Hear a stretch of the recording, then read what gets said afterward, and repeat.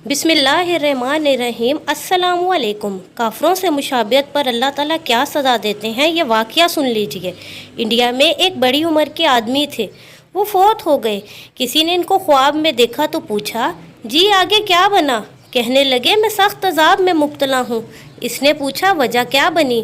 कहने लगे, एक मर्तबा हिंदुओं की होली का दिन था और वो एक दूसरे पर रंग डालते फिर रहे थे।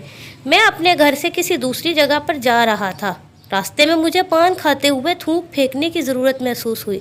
इस वक्त मुझे अपने सामने गधा नज़र आया।